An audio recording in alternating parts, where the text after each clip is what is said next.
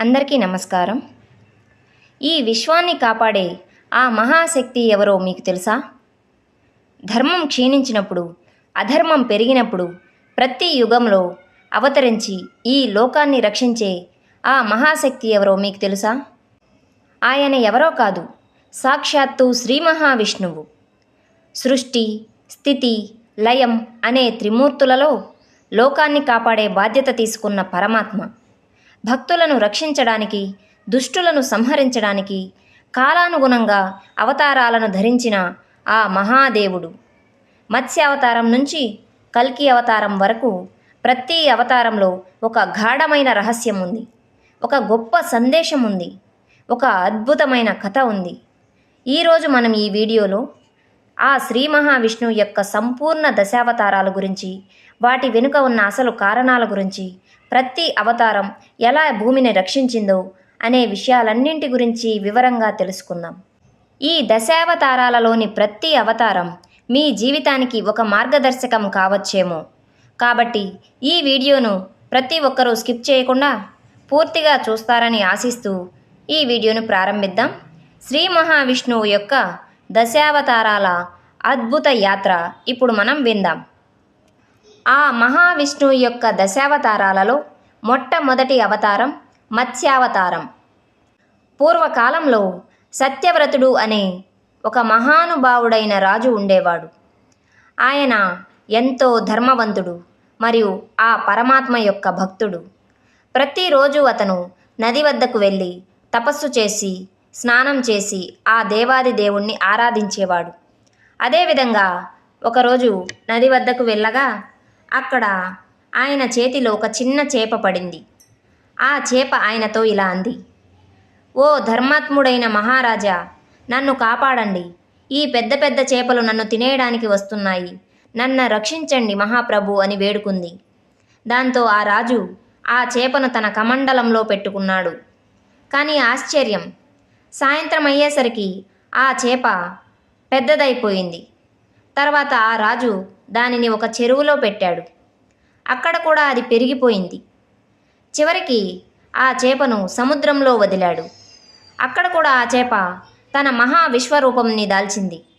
అప్పుడు ఆ రాజు గ్రహించాడు, ఇది ఒక సాధారణమైన చేప కాదు, ఇది స్వయంగా ఆ మహావిష్ణువేనని. దాంతో మత్స్య రూపంలో ఉన్న ఆ మహావిష్ణువు ప్రత్యక్షమై సత్యవ్రత మహారాజుతో ఇలా అన్నాడు: "ఓ రాజా, త్వరలో మహాప్రళయం వస్తుంది, ప్రపంచం మొత్తం నీటిలో మునిగిపోతుంది" అని భవిష్యత్తును చెప్పి దాని నుండి రక్షించుకునే మార్గాన్ని కూడా ఉపదేశించాడు. "ఒక పెద్ద నౌకను నిర్మించు, అందులో వేదాలు, ఋషులు, జీవరాశులను తీసుకువెళ్ళు. నేను వచ్చి నిన్ను ఆ సమయంలో కాపాడుతాను" అని అభయమిచ్చాడు. దాంతో సత్యవ్రతుడు అదేవిధంగా ఒక నౌకను నిర్మించాడు. కొంతకాలం గడిచాక ఆశ్చర్యంగా భారీ వర్షాలు కురిశాయి. నదులు, సముద్రాలు అన్నీ ఉప్పొంగాయి. ప్రపంచం మొత్తం నీటిలో నిండిపోయింది. అప్పుడు సత్యవ్రతుడు తన నౌకలో వేదాలను, ఋషులను, జీవరాశులను తీసుకుని తమ ప్రయాణాన్ని మొదలుపెట్టారు. అప్పుడు అక్కడికి ఆ మహా మత్స్య రూపంలో ఉన్నటువంటి విష్ణుమూర్తి ప్రత్యక్షమయ్యాడు. ఆయనకు ఒక పెద్ద కొమ్ము ఉంది. రాజు ఆ నౌకను ఆ కొమ్ముకు కట్టి మత్స్యుడు ఆ నౌకను సురక్షితంగా తీసుకువెళ్ళారు. ఈ సమయంలో ఒక రాక్షసుడు, అతని పేరే హయగ్రీవుడు, ఈ వేదాలన్నింటినీ దొంగలించాడు. మత్స్యుడు అతని సంహరించి వేదాలను తిరిగి రక్షించి సత్యవ్రతునికి అప్పగించాడు. ప్రళయం ముగిసిన తరువాత సత్యవ్రతుడు మనువుగా మారి కొత్త సృష్టిని ప్రారంభించాడు. ఈ విధంగా మత్స్యావతారం ద్వారా వేదాలు రక్షించబడ్డాయి, సృష్టి కొనసాగింది, ధర్మం నిలిచింది. ఈ మత్స్యావతారం ద్వారా మనం తెలుసుకోవాల్సిన ముఖ్యమైన విషయాలు ఏంటంటే, దేవుడు ఎప్పుడూ ధర్మాన్ని కాపాడుతాడు. చిన్న సహాయం కూడా గొప్ప ఫలితాన్ని అందిస్తుంది. విశ్వాసం ఉంటే రక్షణ తప్పక జరుగుతుంది అని మనం తెలుసుకోవాలి. శ్రీ మహావిష్ణువు దశావతారాలలోని రెండవ అవతారం కూర్మావతారం. ఒకసారి దేవతలు తమ శక్తిని కోల్పోయారు. అసురులు బలంగా మారి దేవతలను ఓడించారు. దేవతలు సహాయం కోసం ఆ శ్రీ మహావిష్ణువు వద్దకు వెళ్ళారు. విష్ణువు దేవతలందరితో ఇలా అన్నాడు: "ఆ క్షీరసాగరాన్ని మధించి అమృతాన్ని పొందండి. అప్పుడు మీ శక్తులు మీకు తిరిగి వస్తాయి అని చెప్పాడు. అప్పుడు దేవతలు వసురులు కలిసి ఒక ఒప్పందం చేసుకున్నారు. మదనం కోసం మందర పర్వతాన్ని తీసుకువచ్చారు. వాసుకి అనే నాగును తాడుగా ఉపయోగించారు. కానీ సమస్య ఏంటంటే మందర పర్వతం నీటిలో మునిగిపోతుంది. కాబట్టి అప్పుడు విష్ణువు ఒక మహా తాబేలు రూపం దాల్చాడు. అదే కూర్మావతారం. ఆయన సముద్రం అడుగున పడుకుని మందర పర్వతాన్ని తన వీపుపై మోశారు. ఇలా మదనం సజావుగా కొనసాగింది.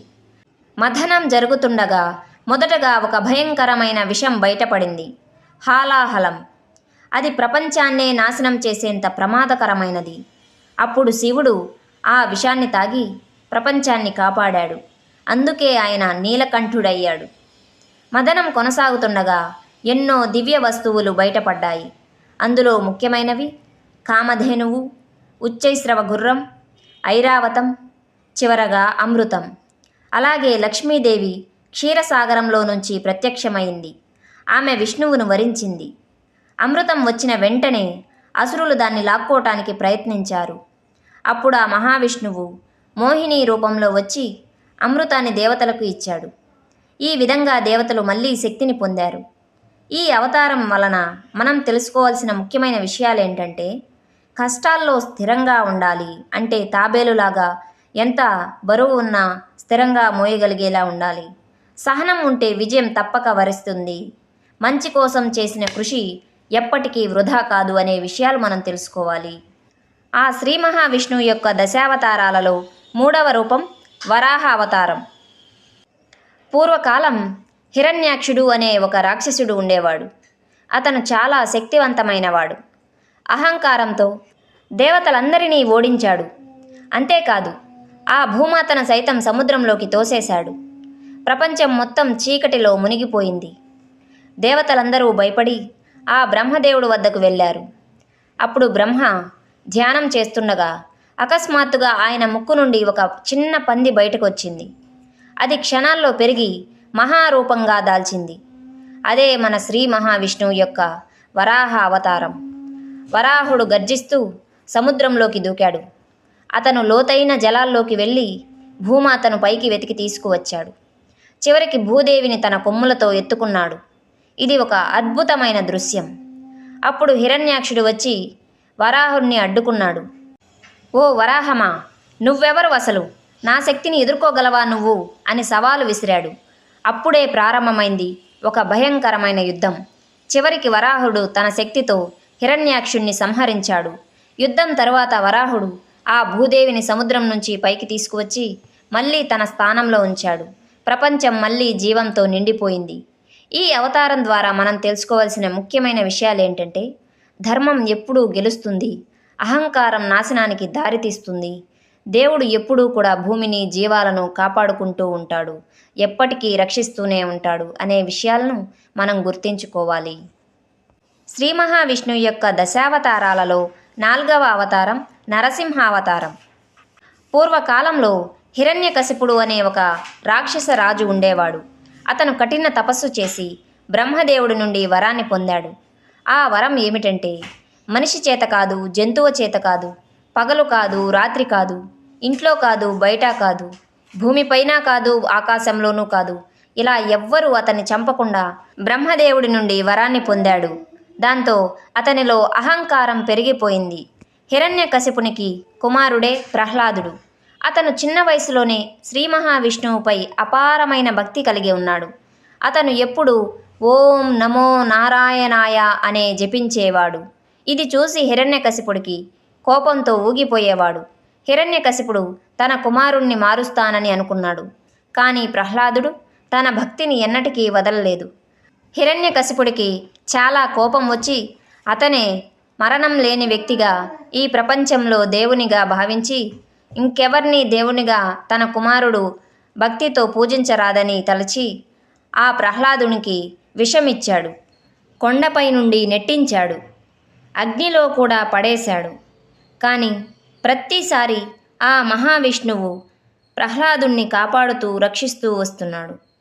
ఒకరోజు హిరణ్యకశిపుడు ప్రహ్లాదునితో నీ దేవుడు ఎక్కడ ఉన్నాడు అని ప్రశ్నించాడు. దానికి ప్రహ్లాదుడు నా దేవుడైన శ్రీ మహావిష్ణువు ఈ జగమంతా ఉంటాడు అని సమాధానమిచ్చాడు. దానికి హిరణ్యకశిపుడికి కోపంతో ఒక స్తంభాన్ని చూపించి, ఇందులో నీ దేవుడు ఉన్నాడా అని ప్రహ్లాదుణ్ణి అడిగాడు. అప్పుడు ప్రహ్లాదుడు, నా దేవుడైన శ్రీ మహావిష్ణువు ఈ స్తంభంలో కూడా ఉన్నాడు అని చెప్పాడు.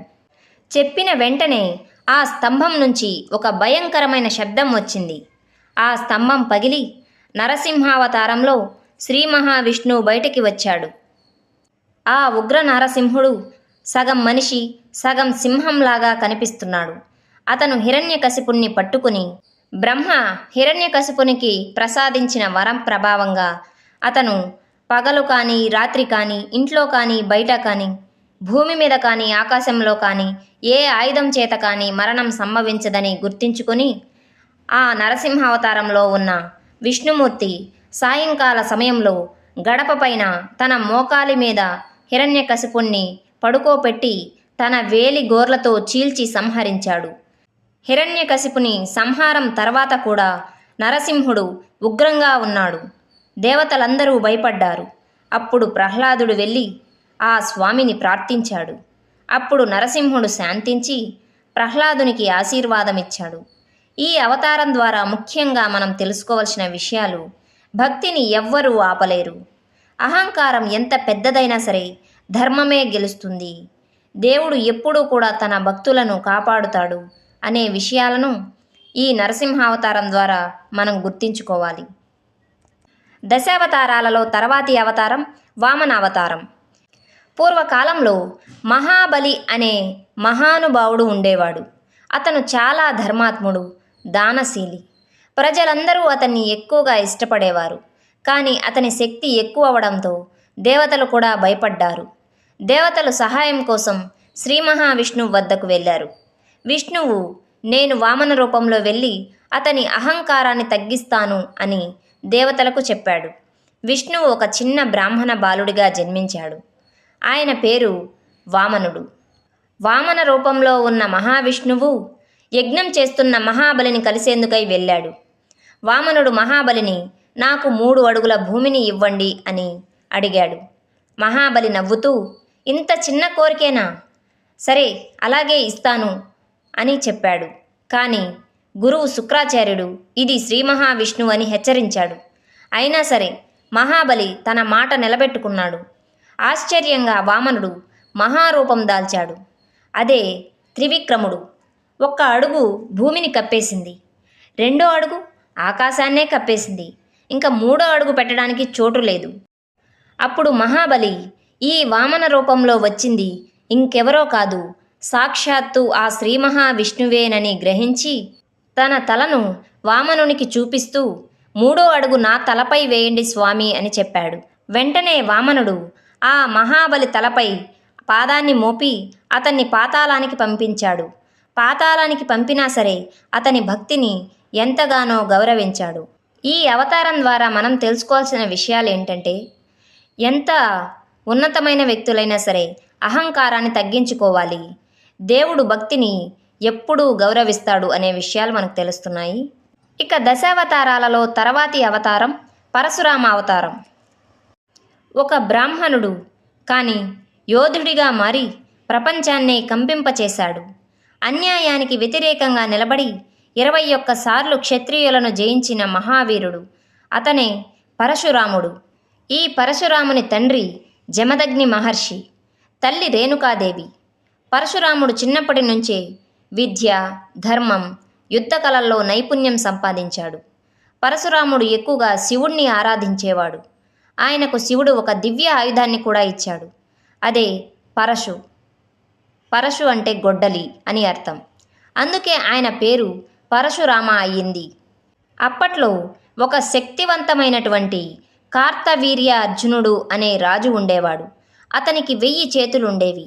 ఒకరోజు అతను జమదగ్ని ఆశ్రమానికి వచ్చి కామధేనువు అనే గోవును చూసి ఆశపడ్డాడు. తర్వాత దాన్ని బలవంతంగా తీసుకువెళ్ళాడు. పరశురాముడు తిరిగి వచ్చి ఈ విషయమంతా తెలుసుకున్నాడు. పరశురాముడు యుద్ధానికి వెళ్ళి కార్తవీర్య అర్జునుణ్ణి సంహరించాడు. కానీ ఆ రాజకుమారులు వచ్చి జమదగ్ని మహర్షిని హతమార్చారు. దాంతో పరశురాముడు కోపంతో ఈ క్షత్రియులందరినీ నేను నాశనం చేస్తాను అని ప్రమాణం చేశాడు. పరశురాముడు తన శక్తితో 21 సార్లు క్షత్రియులను ఓడించాడు. అతను అన్యాయాన్ని అంతం చేశాడు. ఇది ఆయన ఉగ్ర రూపాన్ని చూపిస్తుంది. తర్వాత పరశురాముడు తన కోపాన్ని తగ్గించి తపస్సు చేయడానికి అడవులకు వెళ్తాడు. అతను మహర్షిగా మారి జ్ఞానాన్ని బోధిస్తాడు. ఒకసారి శ్రీరాముడు శివధనస్సును విరిచాడు. అది చూసి పరశురాముడు వచ్చి రాముణ్ణి పరీక్షించాడు. చివరికి రాముడు విష్ణువు అవతారమేనని గ్రహించి తన ఆయుధాన్ని సమర్పించాడు. ఈ పరశురామ అవతారం ద్వారా మనం తెలుసుకోవాల్సిన ముఖ్యమైన విషయాలు ఏంటంటే, అన్యాయానికి ఎప్పుడూ ఎదురు నిలవాలి, కోపం నియంత్రణలో ఉండాలి, ధర్మం కోసం పోరాటం అస్సలు తప్పు కాదు అనే విషయాలను మనం గ్రహించాలి. ఇక దశావతారాలలో తర్వాతి అవతారం రామావతారం. అయోధ్యలో దశరథుడు అనే మహారాజు ఉండేవాడు. ఆయనకు సంతానం లేకపోవడంతో యజ్ఞం చేశాడు. తర్వాత అతనికి 4 కుమారులు జన్మించారు: శ్రీరాముడు, లక్ష్మణుడు, భరతుడు, శత్రుఘ్నుడు. శ్రీరాముడు చిన్నప్పటి నుంచి ధర్మపరాయణుడు, ధర్మానికి ప్రతిరూపం, సత్యానికి నిలువుదొర, పుత్రధర్మం, భర్తధర్మం, రాజధర్మం అన్నీ నెరవేర్చిన మహానుభావుడు ఈ శ్రీరాముడు. మిథిలా రాజు అయిన జనక మహారాజు తన కుమార్తె సీతకు స్వయంవరాన్ని ఏర్పాటు చేశారు. ఒక పెద్ద పరీక్ష పెట్టారు. అదేంటంటే, శివధనస్సును ఎత్తి విరిచిన వాడే సీతను పెళ్లి చేసుకోవాలి అని. ఆ శ్రీరాముడు శివధనస్సును సులభంగా విరిచాడు. అలా సీతాదేవి రాముణ్ణి వరించింది. రాజ్యాభిషేకం జరగబోతున్న సమయంలో కైకేయి ఒక వరం అడిగింది. రాముడు 14 సంవత్సరాలు అడవికి వెళ్ళాలి. రాముడు తన తండ్రి మాట కోసం సంతోషంగా వనవాసానికి వెళ్ళాడు. అతనితో పాటు సీత, లక్ష్మణుడు కూడా వెళ్ళారు. అడవిలో ఉండగా రావణుడు సీతను అపహరించాడు. ఇది రామాయణంలోని కీలకమైన ఘట్టం. రాముడు సీత కోసమై వెతుకుతూ హనుమంతుణ్ణి కలిశాడు. హనుమంతుడు లంకకు వెళ్ళి సీతమ్మ జాడను కనుగొన్నాడు. లంకను దహించి రావణునికి సమాచారమిచ్చాడు. రాముడు వానరసేనతో కలిసి లంకపై దాడి చేశాడు. భయంకరమైన యుద్ధం జరిగింది. చివరికి రాముడు రావణుణ్ణి సంహరించాడు. ధర్మమే గెలిచింది. 14 సంవత్సరాల తరువాత రాముడు అయోధ్యకు తిరిగి వచ్చాడు. అతనికి పట్టాభిషేకం జరిగింది. ఆనాటి నుండి రామరాజ్యం మొదలయ్యింది. ఈ రామనావతారం ద్వారా మనం తెలుసుకోవాల్సిన ముఖ్యమైన విషయాలు ఏంటంటే, సత్యం, ధర్మం ఎప్పుడూ గెలుస్తాయి. కుటుంబ విలువలనేవి చాలా ముఖ్యమైనవి అని తెలుసుకోవాలి. నిజాయితీతో జీవించడం చాలా గొప్ప విషయంగా మనం గ్రహించాలి. శ్రీ మహావిష్ణువు దశావతారాల్లోని తర్వాతి అవతారం కృష్ణావతారం. మధురా నగరంలో కంసుడు అనే క్రూరమైన రాజు ఉండేవాడు. అతని సోదరి దేవకి తన సోదరి పిల్లల వల్ల తాను చనిపోతాడని ఆకాశవాణి ద్వారా విని అతను వారిని కారాగారంలో బంధించాడు.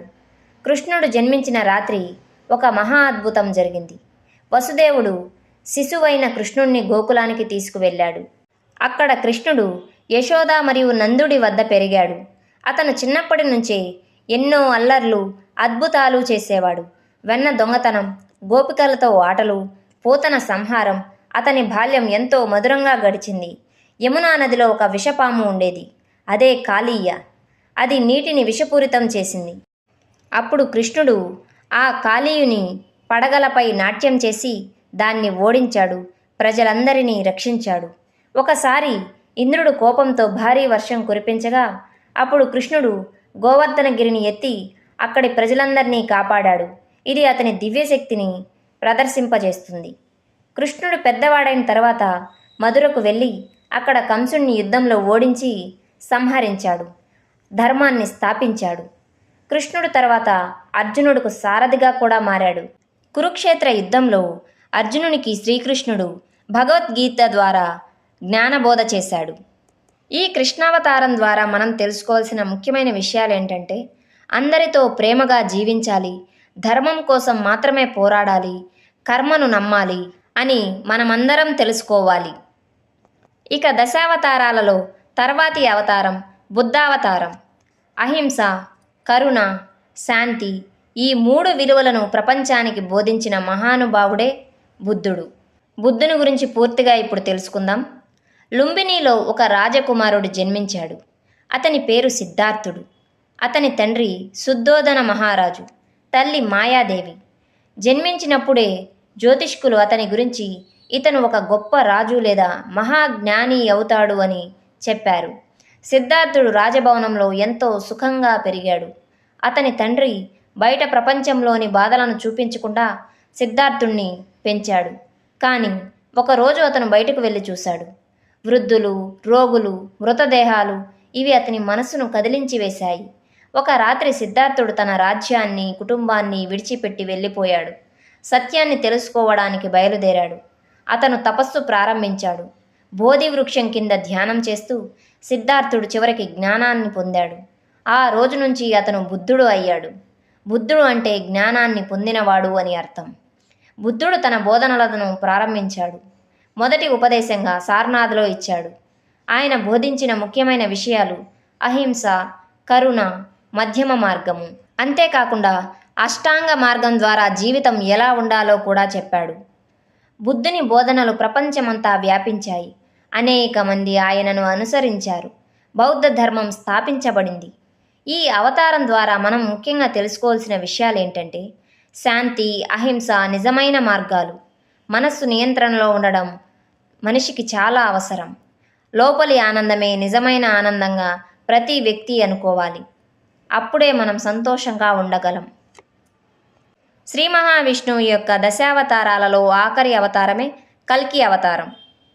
ఈ ప్రపంచం పూర్తిగా చెడుతో నిండిపోతే, ధర్మం పూర్తిగా కనుమరుగైపోతే అప్పుడు ఏమవుతుందో? అప్పుడు ధర్మాన్ని తిరిగి స్థాపించడానికి ఆ శ్రీ మహావిష్ణువు చివరి అవతారం తీసుకుంటాడు. అదే ఈ కల్కి అవతారం. ఇది భవిష్యత్తులో జరగబోయే అద్భుత గాథ. ప్రస్తుతం మనం ఉన్న యుగం కలియుగం. ఈ యుగంలో ధర్మం తగ్గిపోయింది, అబద్ధం పెరిగిపోయింది, మనుషులు స్వార్థపరులైపోయారు. ఈ పరిస్థితులు కల్కి అవతారం ఎందుకు అవసరమో తెలియజేస్తున్నాయి. పురాణాల ప్రకారం కల్కి ఒక బ్రాహ్మణ కుటుంబంలో జన్మిస్తాడు. ఇతని తండ్రి విష్ణుయసుడు. జన్మస్థలం శంబల అనే గ్రామం. శ్రీ మహావిష్ణువు కల్కి రూపంలో ఆ శంబల అనే గ్రామంలో జన్మిస్తాడు అని పురాతన గ్రంథాల్లో రాసి ఉంది. కల్కి ఒక తెల్ల గుర్రంపై స్వారీ చేస్తాడు. ఆ గుర్రం పేరే దేవదత్త. అతని చేతిలో ఒక దివ్య ఖడ్గం కూడా ఉంటుంది. అది చెడును అంతం చేసే శక్తి కలిగి ఉంటుంది. కల్కి అవతారం యొక్క ముఖ్య లక్ష్యం చెడును పూర్తిగా నాశనం చేయడం. అతను దుష్టులను సంహరించి ప్రపంచాన్ని మొత్తం శుద్ధి చేస్తాడు. ఇది కలియుగానికి ముగింపు అని ఆ పుస్తకాలలో రాసి ఉంది. కల్కి అవతారం తర్వాత కొత్త యుగం ప్రారంభమవుతుంది. అదే సత్యయుగం. ధర్మం మళ్ళీ స్థాపించబడుతుంది. ప్రపంచమంతా శాంతితో నిండిపోతుంది. ఈ కల్కి అవతారం ద్వారా మనం తెలుసుకోవాల్సిన ముఖ్యమైన విషయాలు ఏంటంటే చెడు ఎంత పెరిగినా చివరికి ధర్మమే గెలుస్తుంది. ప్రతి మనిషిలోనూ మార్పు తప్పనిసరిగా వస్తుంది. దేవుడు సమయం వచ్చినప్పుడు మాత్రమే ఈ భూమిపై అవతరిస్తాడు అనే విషయాలను మనం గ్రహించాల్సి ఉంటుంది. మత్స్యం నుండి కల్కి వరకు ప్రతి అవతారం ఒక కథ మాత్రమే కాదు, ఒక సందేశం. ధర్మం ప్రమాదంలో పడిన ప్రతిసారి ఆ శ్రీ మహావిష్ణువు వివిధ రూపాల్లో అవతరించి ఈ ప్రపంచాన్ని కాపాడుతున్నాడు. ఇప్పుడు మనం దశావతారాల గురించి, ఆ దశావతారాల ద్వారా శ్రీ మహావిష్ణువు సాధించిన లక్ష్యాల గురించి తెలుసుకుందాం. మత్స్యావతారం జ్ఞానం అనగా వేదాలను రక్షించబడ్డాయి. కూర్మావతారం సహనం మరియు స్థిరత్వం. వరాహావతారం ఈ భూమి రక్షించబడింది. నరసింహావతారం భక్తే విజయాన్ని సాధించింది. వామనావతారం అహంకారానికి సరైన గుణపాఠం చెబుతుంది. పరశురామావతారం అన్యాయాన్ని నాశనం చేస్తుంది. రామావతారం ధర్మ జీవనాన్ని బోధిస్తుంది. కృష్ణావతారం జ్ఞానం మరియు ప్రేమ మరియు కర్మ సిద్ధాంతం గురించి వివరిస్తుంది. బుద్ధావతారం శాంతి మరియు కరుణ గురించి వివరిస్తుంది. కల్కి అవతారం చెడును అంతం చేయడానికి అవతరించిన అవతారం. ఈ దశావతారాలు మనకి ఒక గొప్ప నిజాన్ని చెబుతున్నాయి. ధర్మం ఎప్పుడూ గెలుస్తుంది. అధర్మం ఎంత బలంగా ఉన్నా సరే అది ఎన్నటికైనా వినాశనాన్నే చేరుతుంది. మన జీవితంలో కూడా నిజాయితీ, ధర్మం, కరుణతో జీవిస్తే మనమే మన జీవితాన్ని మోక్ష మార్గంలో నడిపించగలం. ఈ వీడియోని పూర్తిగా చూసిన ప్రతి ఒక్కరికి నా ధన్యవాదాలు తెలుపుకుంటూ ఈ దశావతారాల వీడియో మీకు గనుక నచ్చినట్లయితే ఈ వీడియోను లైక్ చేసి మన ఛానల్ను సబ్స్క్రైబ్ చేసుకోండి. అలాగే పక్కనే ఉన్న బెల్ ఐకాన్ను ఆల్లో ట్యాప్ చేసి ఉంచుకోండి. అప్పుడే నేను పోస్ట్ చేసిన వీడియోలు మీకు నోటిఫికేషన్ రూపంలో అందుతాయి. ఇలాంటి మరిన్ని ఆధ్యాత్మిక వీడియోల కోసం మన ఛానల్ను సబ్స్క్రైబ్ చేసుకోవడం అస్సలు మర్చిపోకండి. మరొక్కసారి మీ అందరికీ ధన్యవాదాలు తెలుపుకుంటూ ఈ దశావతారాలలో మీకు ఇష్టమైన ఆ విష్ణుమూర్తి అవతారాన్ని కామెంట్ రూపంలో నాతో షేర్ చేసుకోగలరు. మరో మంచి వీడియోతో మళ్ళీ కలుద్దాం. అప్పటి వరకు సెలవు.